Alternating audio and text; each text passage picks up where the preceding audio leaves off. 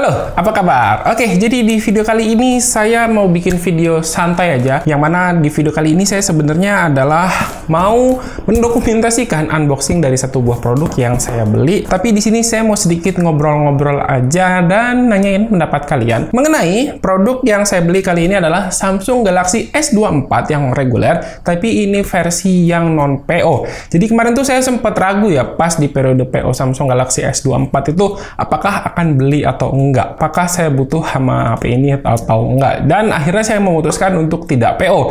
Tapi setelah ngobrol-ngobrol sama teman reviewer, terus juga lihat-lihat review dari Samsung Galaxy S24, saya malah kepincut.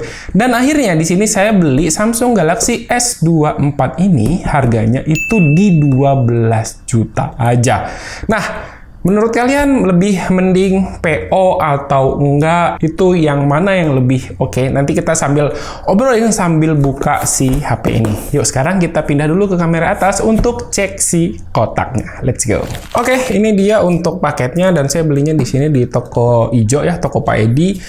Dan ini tuh saya beli harganya di 12.100.000 yang artinya ini tuh lebih murah sekitar 2 juta, 1.900.000 tepatnya dibandingkan dengan harga PO resminya. Cuman, dia ada cumannya. Nah, oke, ini dia untuk si HP-nya. Nah, di sini harganya masih tertera seharga 13.999 atau 14 juta. Yang mana ini adalah harga PO. Sementara saya beli ini di harga 12.100.000. Nah, jadi bisa dibilang harga sekarang itu 12 juta dapat yang 256 GB. Tapi kalau kita kemarin ikut PO bayar 14 juta dapat yang 512 GB. Nah, jadi kalau kita lihat di harga sekarang ya, yang harga 512 itu di sekitar 1699. Tapi sebenarnya kalau dicari di marketplace itu kan harga resmi ya, 1699. Iya ya, 1699 apa 1599 gitu. Nanti saya tulis aja di video. Cuman kalau lihat di marketplace harganya tuh nggak nyampe segitu. Itu udah jauh lebih murah sebetulnya. Nah, jadi buat kalian kalau punya uang gitu ya, mendingan beli yang mana? Apakah mending beli pas PO ya, tuh dapat yang 512 atau 12 juta aja dapat yang 256. Ini gimana sih bukanya? A few moments later. Nah, dia dari atas. Segelnya sekarang tuh kayak iPhone ya, ada kertasnya gitu. Jadi kalau udah harusnya sih nggak repack ya, karena kalau ini dibuka kan dia hancur.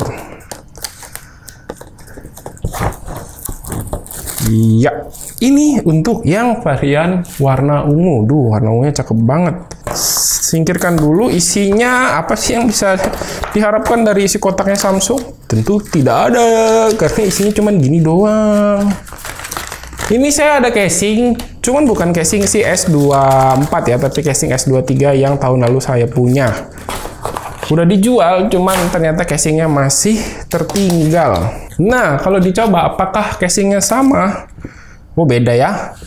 Beda, casingnya jelas beda, karena kalau size juga... kalau size ini lebih kurang sama, karena masih bisa masuk ya. Cuman dari beberapa lubang ini beda ya. Kalian bisa lihat di sini untuk lubang speaker dia agak miring dikit. Terus untuk kamera di sini flashnya berbeda buat letak posisinya. Tapi sih selebihnya sama. Di sini juga beda nih casing. Tombol volume up dan volume down ini karena perbedaan bentuk ya. Kalau si S23 kan masih agak sedikit melengkung, sementara S24 ini udah 100% flat. Ya, sobek lagi. Ya, jadi nah ini juga sepertinya sih tidak bisa diakalin ya. Karena kan saya awalnya khawatir itu barang repack. Ternyata setelah lihat packingan Samsung sekarang, harusnya sih tidak ada lagi repack. Harusnya ya. Saya nggak tahu, teman-teman sales mungkin tahu apa enggak. Karena dari beberapa packingnya ini udah berbeda ya. Pakai kertas yang kayak gini, sekali cabut langsung rusak. Dan nggak bisa disegel lagi karena si kotaknya tuh jadi rusak si kertasnya. Oke, ini udah selesai setting-settingnya tadi. Dan Kalau dilihat-lihat, ini bagian layar, kalau saya perhatikan secara seksama, bezelnya makin tipis ya, dan artinya itu screen to body ratio-nya itu makin besar. Harusnya seperti itu. Nanti coba ya, saya cek perbandingannya antara screen to body ratio S23 sama S24, nanti saya tampilin di layar. Karena kalau dilihat-lihat, ini bezelnya semakin tipis dan semakin simetris. Sekarang feel-nya, jujur ini feel kayak iPhone banget, serius. Aduh, saya lagi nggak pegang iPhone 13 lagi ada di sana. Dan ini tuh flat, bagian layar depannya flat abis, sampingnya juga flat, kotak banget kayak gini. Jadi ini tuh bener-bener kayak si iPhone banget. Dan bakal saya cobain untuk fingerprint reader-nya ya, dalam kondisi layar nyala, ini tuh cepet banget.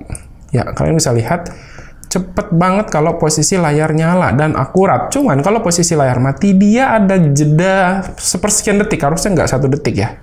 Ya, kalian bisa lihat, ada sedikit jeda dari tangan saya nempel. Tapi hitungannya sih ini masih cepet. Oke, jadi untuk dual SIM-nya kita lihat apakah di sini dual SIM-nya dia dua-duanya SIM fisik atau satunya tuh eSIM.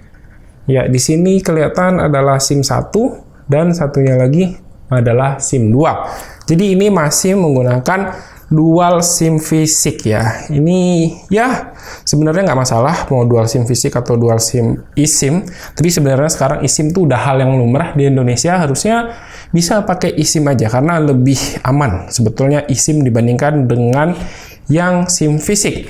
Terus untuk versi One UI yang dipakai di sini dia udah pakai One UI 6.1 out of the box. Nanti bakal saya bikinin video fitur-fitur terbaru apa aja sih yang ada di One UI 6.1 ini. Nanti kalian bisa tonton. Buat yang pengguna selain S24 series harusnya masih di One UI 6.0 dan akan menyusul dapat di One UI 6.1. Dan di sini pun sebenarnya si Samsung S24 ini udah dapat update atau pembaharuan sedikit untuk perbaikan-perbaikan. Nih kalian bisa lihat ada device stability improvement, bug fix, new atau enhanced feature yang ada di Samsung Galaxy S24 ini. Satu fitur baru yang saya temui yang saya tahu adalah di perbedaan di bagian pengaturan layar.